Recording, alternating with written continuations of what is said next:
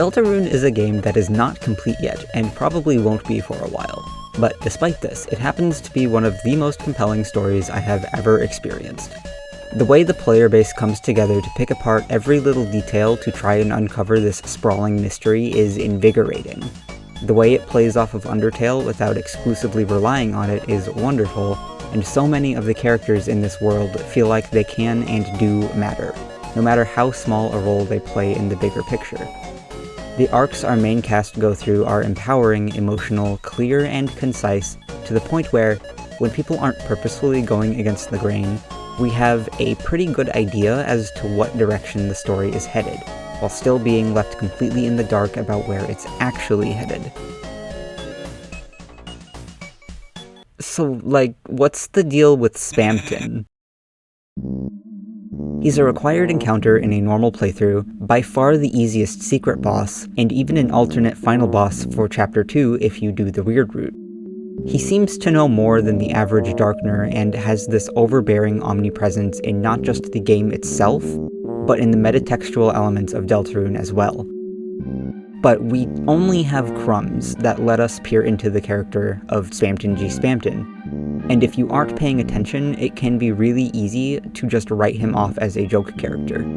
Most people are going to experience Spamton for like 5 minutes in the game, but if you looked at the fanbase's reception to this character, you would have thought he was a main villain, and that's the impression he got, was like Spamton was this huge character. But then he actually played it, he's in it for like 5 minutes, and he was like extremely disappointed. Like, that's what the hype was all about, just that one character was in it for that long and people were that hyped about it. But I know better, and I think there's a lot more to this guy than meets the eye. Over the past few months, I have been enamored by this freak and his status as a pseudo-main character in the greater narrative of Deltarune. For a bit of context regarding my relationship with this ankle-biter, I fucking hated him for 3 goddamn years. While I was a big fan of Undertale, I didn't really have that same connection when I played Deltarune Chapter 1, only after it came out on Switch, admittedly, and had decided I wasn't going to play Deltarune at all. I would simply keep my fond memories of Undertale in my heart where they belonged. Although after Chapter 2 came out, Spamton had taken over the internet. I could not escape him, and I hate characters I cannot escape. However, after some positive exposure and gentle coaxing from a good friend of mine, I finally bit, and shortly after Chapters 3 and 4 came out, I played through the entire game, went a little insane, and now I'm here, kinning this goddamn puppet. This video is going to be me going back and looking over all of the canon tidbits we know about Spamton, including the small glimpses we get of his backstory, and trying to make some sense of his character. I know Jaru has already made a Spamton character analysis, but I didn't like it very much. And thanks to Chapter 3, we have quite a bit more material to speculate on what he was like before his downfall. And honestly, I find trying to fill in the gaps a lot of fun, so we're also going to be doing a lot of that while we're here. I don't intend for any of my readings to be the correct reading or to imply that I have solved the little fucker in any way. I just think about him a lot and have some select theories about what he means to the greater picture of Deltarune. So, without further ado, Spamton. But first, the National Spamton.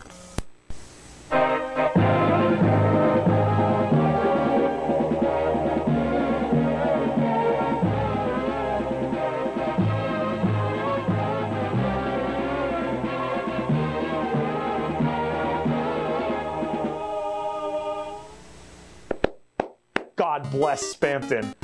The initial encounter with this little societal reject is expertly crafted. Up until this point, you've been running around Cyber City and finding these guys all over the place. The Addisons.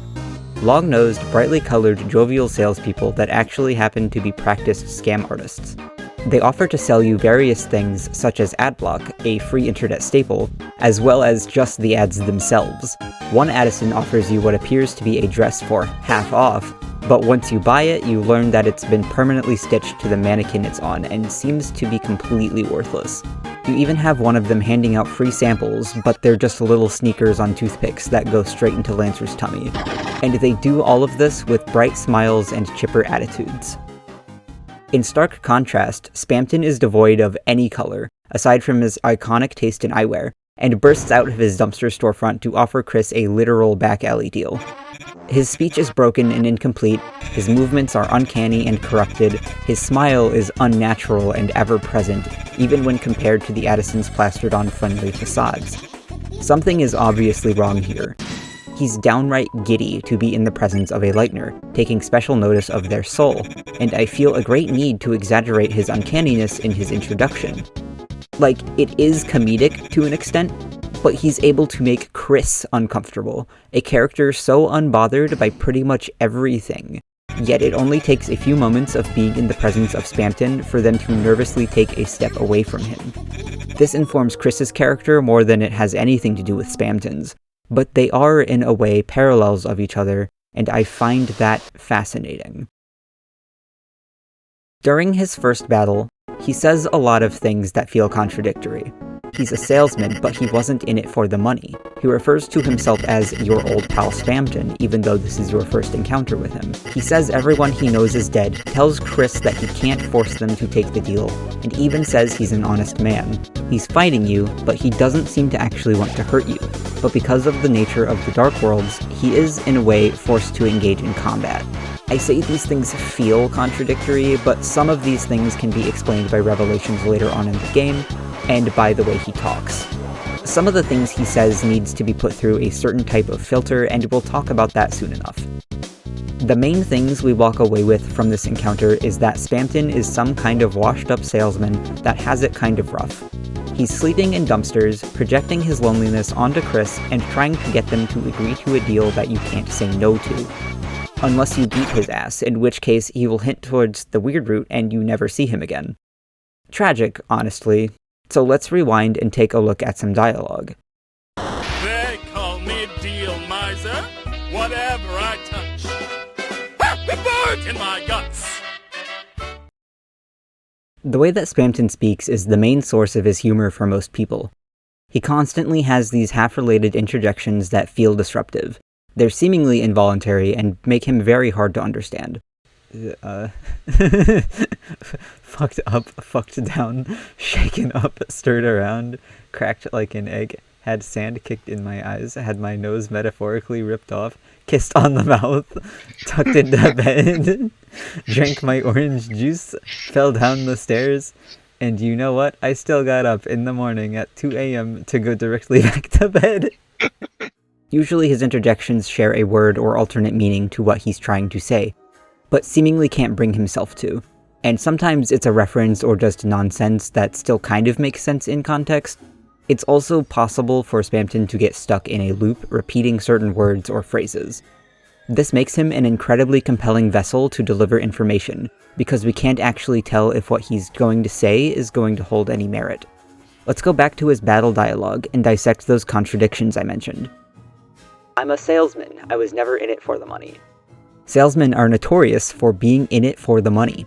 But he clears up what he means the next turn, saying, I was only ever in it for the freedom, to make your own deals, to call your own shots. He felt like this was an avenue for him to have some sense of control over his life, and in a way, yeah, he had it. But it came at a cost, and that was whatever restrictions were put in place by the guy that granted him his success in the first place. Don't you want to be just like your old pal Spamton? This one can be explained by the fact that we learn by the end of the chapter that Queen is, in part, the cyberworld. Her Darkners cannot exist without her, which is probably why she's a required recruit in the story. We also learn from Ramb in Chapter 3 that Noelle frequently borrowed Queen, the library laptop, as a child, and took it to the Dreamer house to play with Chris. The secret pages on the Spamton sweepstakes site also hint at the fact that he was in contact with Noelle at some point. Spamton knowing Chris probably isn't that unlikely. Price is so low, everyone I know is dead. This one is a little tricky, because I don't think Spamton is saying this literally. This could be an instance of an interjection not being a verbose replacement, but a condensed one. Replace the word dead with the phrase dead to me and you'll see where I'm coming from. This could also be an instance of his vengeful nature taking over, wishing he could hurt the people that he feels wronged him. All of the other Addisons are alive and well, unfortunately, so this is just a nonsense statement if we don't twist it a little bit. It can also be interpreted as him saying everyone got so jealous of his success that they left him after he hit it big. They're still dead to him. Don't worry, kids, I'm an honest man. This one I actually have to thank Tumblr user Kai Likes Milk Tea for pointing this one out in their post, because I don't think I would have noticed it otherwise. Spamton doesn't actually lie to you in any way when offering you the deal or anything in his shop later on, but because of the way things are phrased and honestly just the way the fella speaks in general, it blurs that line of honesty that he boasts about. S potion. Affects HP a lot. Sure does. Big shot bowtie. Exclusive official Spamton. If you want to call it that, sure. The big one. Cut anything 2 pieces. I think you're missing a period there, buddy. Classic conman shit. Corruption be damned, my boys still got it. What? You don't need it? That's a real big shot move, kid. You're like me. Desperate. I'm not exactly sure what to make of this one, honestly. The fact that desperate is in brackets here makes me want to believe something got in the way of what he actually wanted to say, but I can't know for sure. There's definitely some truth to that statement despite the fact. They are both very, very desperate. Remember, this is up to you. I won't force you. In the heat of the moment, it may seem like you have no choice but to accept this deal. This is one of the last things Spamton says before you get your final choice in the fight. But you don't have to accept this deal.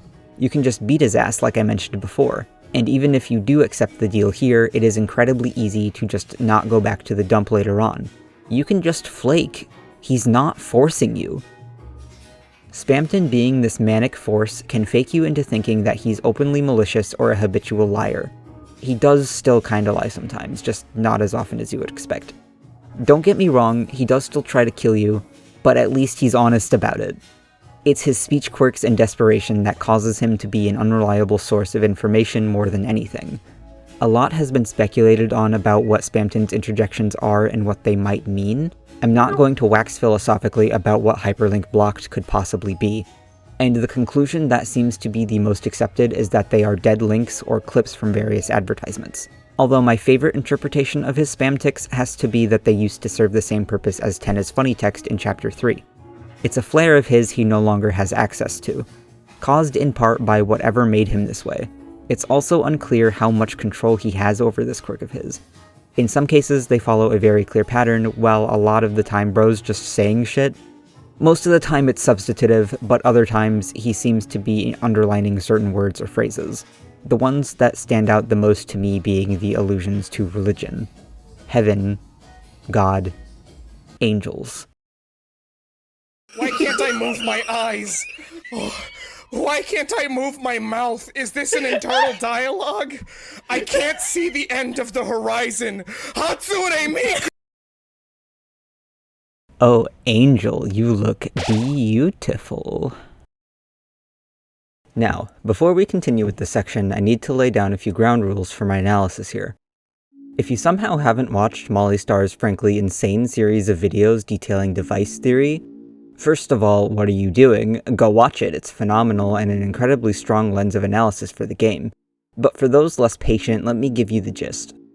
The device in question is the program of Deltarune, a window into a world that we are observing and manipulating through an established connection with someone. And inside this device there are layers that peel back the curtain, so to speak, that show the skeleton of this program. Most notably the battle box, the main menu interface before you finish the first chapter, and Spamton Neo's strings. The deal you make with Spamton revolves entirely around this thing in Queen's basement, which is, of course, the Neobody.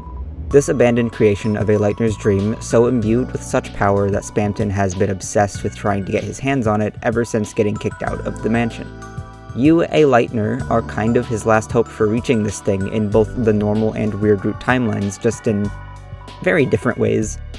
The fact that this body, this creation, can have any kind of power in the Dark World shows that, 1, it was a very strong dream of theirs, and 2, Lightners can be seen, in a way, as gods to the Darkners.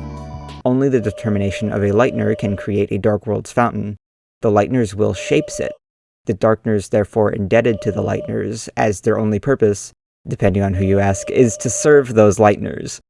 So what I'm trying to get at here is that by seeking out the Neobody, Spamton is seeking out a pure and unadulterated power, something that can be seen as holy and righteous. I describe Spamton Neo as an angel, because in essence it is.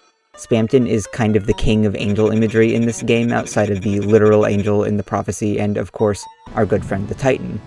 And Noel, to an extent. And I feel like there's something there with that. This is to say, what does Spamton consider to be heaven? It has to be the light world, right? Spamton's goal here was definitely to try and ascend to a type of godhood, to become a lightner, and to possess, even surpass, the power he had as a big shot. To what end, I can't be sure. Little guy just really wanted to fuck some shit up, let's be real. I'm leaving out a fairly important piece to the puzzle here though, and I'm sure you've noticed. We know next to nothing about who is Phone and what information Spamton was given, but some inferences can be made. Most people will point towards the garbage noise line we get from Blue in the dump, and connect that to the sound that we hear when trying to make a call in the Dark Worlds, which is, of course, the entry number 17 Nightmarescape. It's Gaster. The guy on the phone is Gaster. Probably. I know it's a tired cliche to blame every weird thing about Deltarune on Gaster by this point, but you have to understand that he is essentially the god of the Deltaverse. He is heavily implied to be the one we make a connection with at the beginning of the game, and he drops the line, "My Deltarune," at the end of Chapter 4. So trying to deny it is pretty hard. He pulls the strings and makes them ring. There are some compelling theories out there that Phone could be Friend/Mike or even the devil from the Bible, but I don't have the fortitude to try and break those down right now, so I'm keeping it simple. The fact that Spamton has this tie to an entity that is most likely to be Gaster makes me believe that Spamton's part in this story holds more weight than it lets on. We are constantly told by Toby that there is something more important than reaching the end of the game, and that thing may or may not be solving the mystery of December Holiday and where she went. The reason I bring this up is because there is significant evidence that Spamton knows something about her. When prompted about the knight, who I hope most of us can agree is probably Des, Spamton says this. Speaking of communion, Chris, did you know that the knight... No, I'm sorry, I didn't mean to. Too many excess vacation days? Take a goddamn vacation straight to hell. The prompt then changes to friends. Spamton knows something about the knight that Chris doesn't want us to know, and him bringing up communion makes me think it has something to do with Gaster, or maybe even the prophecy. Whether or not he knows the knight is Des is unclear, but with all the other evidence people have for Death Knight, I wouldn't be surprised if he did. Okay, so I remembered something incorrectly, and when going back to check, found this response from the Spamton Sweepstakes Q&A, where someone asks Spamton about Des, and he responds by basically saying he couldn't find anything about her. So pretty much deconfirms that he knows anything. But he also says he doesn't know who the knight is in the same Q&A when he does mention them in-game, so I don't know. Either he's contradicting himself on purpose here, or the Q&A, and by extension the entire Spamton Sweepstakes, can be written off as not holding any stakes whatsoever in what is actually canon. I think that's silly though, since he does confirm a few things in the Q&A while still being vague and confusing about certain things. I'm chalking this up to Spamton not being a 100% reliable source of information, and I think he was chosen as the vessel to deliver these answers for that reason. Disregard everything. I was looking back at this exact post with my buddy Davogato in a Discord call, and they pointed out that the censor bleep, which usually consists of 4 random symbols, only uses 3 here, and they just so happen to look like the word she. She is the knight. He fucking knows. He fucking knows!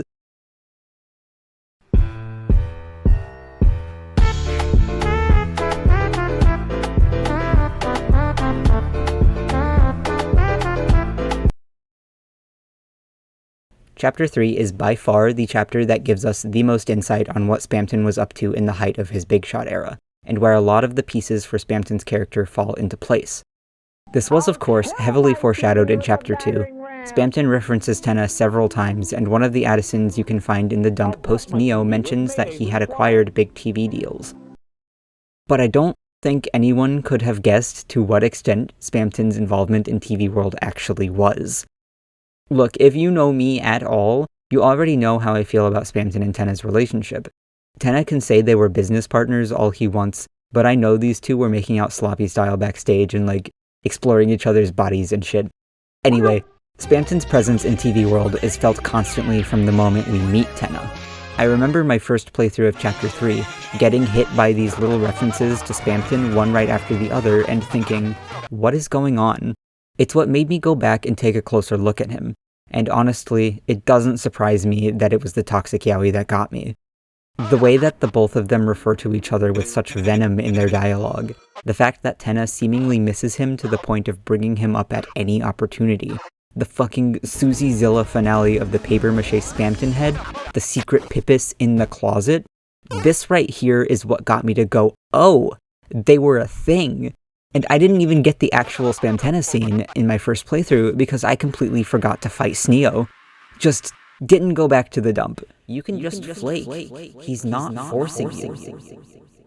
One of the things Toby Fox has come out and said about our TV head Tumblr Sexy Man is that Tenna and Spamton are intentionally similar characters that mutually enhance each other, and I couldn't agree with him more. Their differences make up for their similarities. While Tenna seems to at least be a little more genuine in his attempts to make Chris and their friends happy, Spamton has to twist his words and cheat in order to get his way. He acts incredibly selfishly, not completely unlike Tenna. His desperation to not be thrown out is mirrored in his old business partner. The biggest difference in these two's personalities have to be the way they carry themselves. They're both manipulative in a way, but Tenna pulls it off with a clumsy, sweet sugar glaze, while Spamton's methods are much more about getting his metaphorical claws in you and making it impossible for you to say no. They both have a temper, but I think Spamton is much more susceptible to it. Tenna cares about his reputation, while Spamton cares about his image, appearing professional above all else. Even as a grimy little dumpster gremlin, he keeps that stylish, slicked-back hairdo.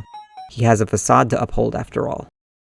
I can imagine a much more stable version of Spamton in his Big Shot era with relative ease. He's got confidence, although it might not be his own. There are moments where he might get a little nervous about what he's doing, or if people start asking too many questions. His main defense mechanism being to flip the situation and start accusing the accuser. All of this informed by the way Spamton acts now, but easily realized by the way Tenna speaks of him. I can even see a side of Spamton that's much more caring and gentle, not wanting to simply be seen as just another con man, but something more, something bigger. His downfall was truly a tragedy. The moment he thinks he's finally found a place where he fits in, someone so hellbent on obtaining his freedom by any means necessary, willfully agreeing to be pinned down in the same studio setting, just because he found someone he feels understands him in some way, only to have it all fall apart the moment he agrees to the terms. It breaks my gay little heart that they couldn't be together. I've alluded to the fact that Spamton knows the prophecy before, and I do have evidence to back me up on this. Spamton's whole deal is that he wants his freedom, and that mirrors Chris's, and by extent the players' want for freedom. To make decisions to change the game's story. The prophecy directly counteracts this, being that everything we've seen in the prophecy either has happened or will happen, if our heroes' reactions to it and Toby's insistence on there only being one ending is anything to go by. And wouldn't knowing that your fate is guaranteed be a little alarming? Wouldn't knowing how your story ends make you want to defy that by any means necessary? Neo may have been Spamton trying to accomplish that and failing spectacularly in two different timelines, but the most compelling evidence I have for this, and my strongest piece of evidence for Spamton having the information that we don't, is his check dialogue you can get during Tenna's boss fight. The tragic businessman that died at the now of the story. This isn't talking about the fight itself. Even if you go no mercy on his ass, you can't kill Tenna. He starts his final episode once he hits a certain threshold of HP, and you can't do enough damage to bypass this. What I believe Spamton is referring to is what happens after you defeat Tenna.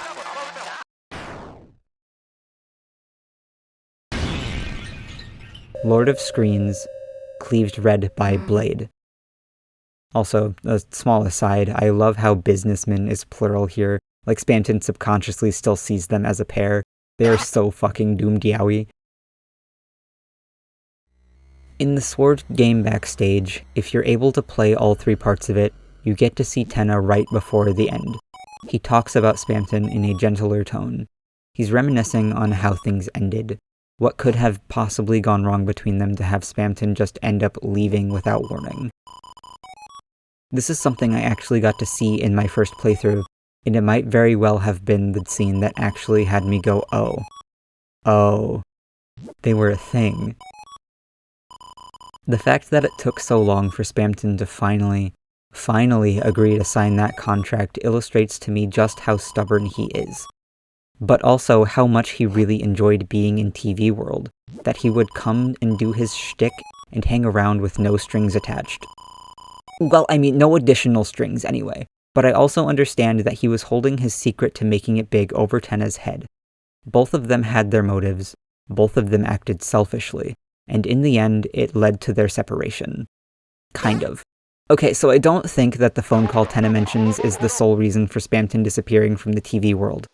Because as mentioned before, Cyberworld is the library laptop. What happened after Des disappeared? The Holidays eventually stopped visiting the Dreamers. Spamton's avenue to even interacting with the TV world was cut off from him. He is, of course, still at fault in a way for how things ended. After all, you can't just claim you have a direct connection to God without consequence.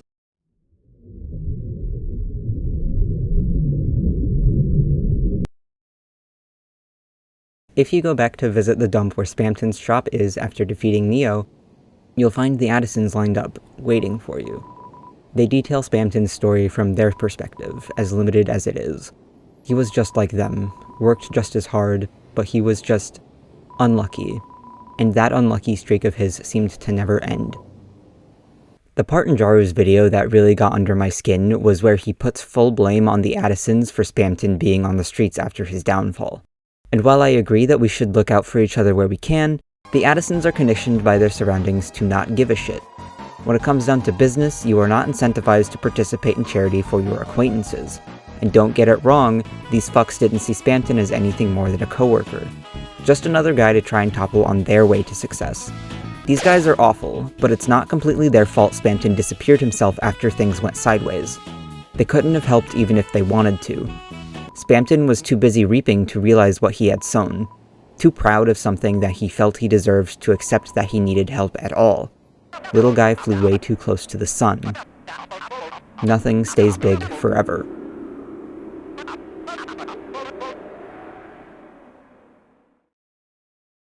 One big part of the fanon that I sort of hate is acid theory. The idea that Spamton ended up looking and acting the way he does because he got dunked in Queen's free pool.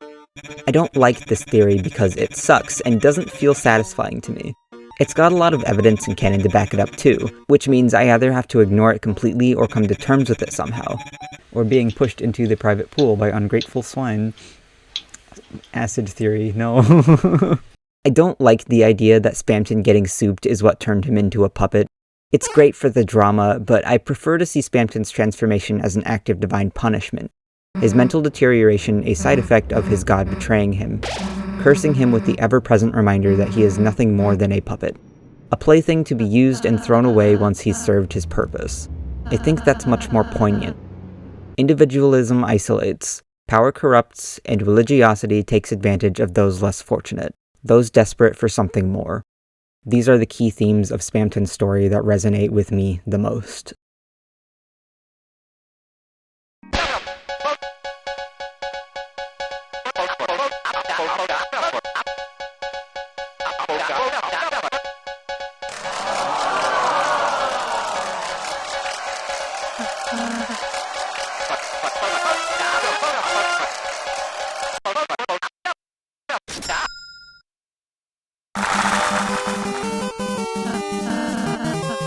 This section is sort of going to be dedicated to the little things I really wanted to touch on but couldn't quite find a place for in the rest of the script, either because I forgot or potentially bringing it up ruined the flow. So here's a short list of things about our favorite #1 rated salesman 1997 that stand out to me. Neophyte difficulty.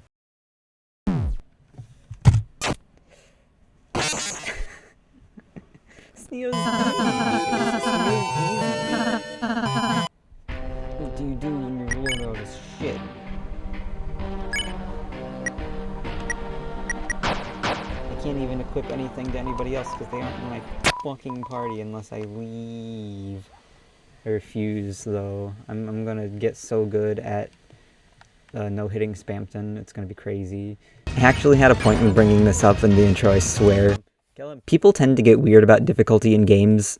Spamton Neo being fairly easy in the normal playthrough can be seen as disappointing, and while I get it, I don't see it as much of a problem when considering Spamton's narrative significance, and the fact that his weird root fight is considerably more challenging, but I still see people complain about it.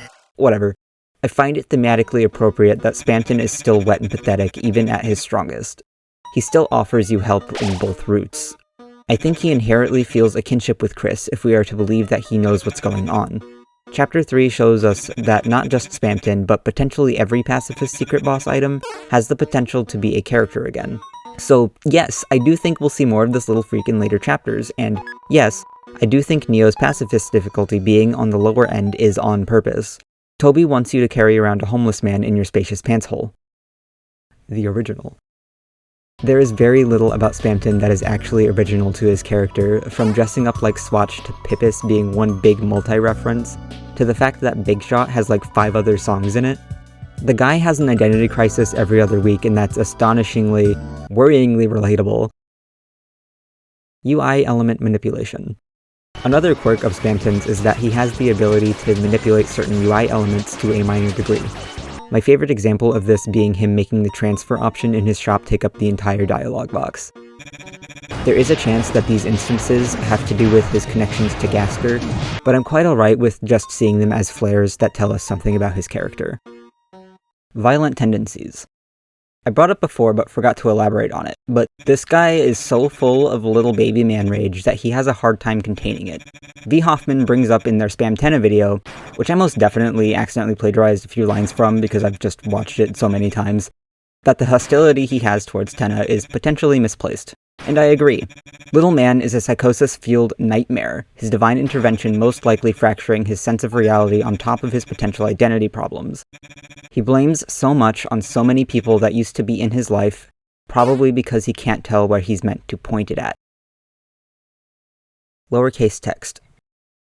There are a few instances where Spamton stops screaming at the top of his lungs that aren't bracket text, and the one thing I can really point to as to why this happens is some sort of strong emotional response, as all but one instance of this happening are tied directly to Spamton reacting to something particularly negative. Even in the exception, the prompt that triggers it is simply labeled fear. It's implied that the thing he says here isn't even his own words. There are several insinuations I could make of this, but I'm ready to wrap this video up, so I'll keep those tucked away in my back pocket for now. Mailman. This one's just kind of me wondering why Tenna calls him that. Like, it's probably meant to be taken rather literally, he's email, therefore a mailman. But since everyone else typically refers to him as a salesman, I believe this is indicative of Tenna seeing him differently. Or at least believing that there's more to him than that salesman persona of his. Spamton trans allegory. Gestures towards the Addison concept art, Pippis suspiciously Spamton-shaped mannequin, the song called A Real Boy, and the fact that Spamton ascends his role as an internet advertisement and assumedly changes his appearance after becoming a big shot to better fit said role. Also all the shit with Neo. Transgenderification beam. Z-Rank room. I just want to acknowledge this place for a second because it says a lot with so very little. The fact that it's even more run down than the S-Rank room, the phone being there, the posters, the broken mirror. I see this room as being less of a place that existed in the context of the studio itself and more so a representation of Spamton's disappearance. The phone being abandoned and unplugged, his line to God severed. The shattered mirror, most likely caused by Spamton's distaste in what he's become, and what he represents. He is no more honest with himself than he is with the people he has fooled with his facade. The posters in the room being something he was genuinely proud of at some point, now shrouded in an uncomfortable darkness, as the reality of his situation settled in. Also, I think it's really funny that the door is so goddamned small, just to emphasize that insecurity of his even further. It's a wonderful little secret. I love you, Z-Rank room. Spamton as a character is endlessly fascinating to me. And while I don't think he's going to materialize from his dealmakers to single-handedly end the roaring, or merge with Chris to grant both of them their freedom, I think he's the perfect little mascot for what Deltarune stands for on its own. A game that wants to show its players a good time, but also wants to challenge them and their ideals. He is, in a way, Deltarune's version of Sans. He's just been given much more of a spotlight by Toby and his team. While Sans hammers home Undertale's focus on a violence versus pacifism narrative, Spamton does something similar, but with the greater aspect of choice as a whole. Depending on how you interact with him in Chapter 2, you either gain him as an ally, turn him into the chapter boss, or cause him to fall even further into obscurity. In the sweepstakes, we were given the choice between buying his freedom and buying his silence. And most recently, he made a surprise appearance in the Undertale 10th anniversary stream, replacing Sans in his Grillby's scene to deliver us the results of the donation incentives for the first day. It's freedom of choice all the way down. I hope with this video I've been able to show my love for this character effectively. That was my main goal here. I know I didn't answer a lot of questions I brought up, and that's because I don't have any. I'm much more interested in creating a dialogue than pretending I know what Toby has planned. I tend to have a hard time collecting my thoughts and putting them into a string of words that makes sense, so this was kind of me trying to practice some of that. I've only scratched the surface of Spamton's character, really, and if I can manage to scrounge together more coherent thoughts, I might make a part 2. I'll take any excuse to talk more about my scrungly bungly. Why did I write that? In conclusion, this guy feels like a Lemon Demon song sprouted legs and started running around. Which one? I don't know, pick your favorite. I'm gonna go back to playing with my toys. Bye-bye!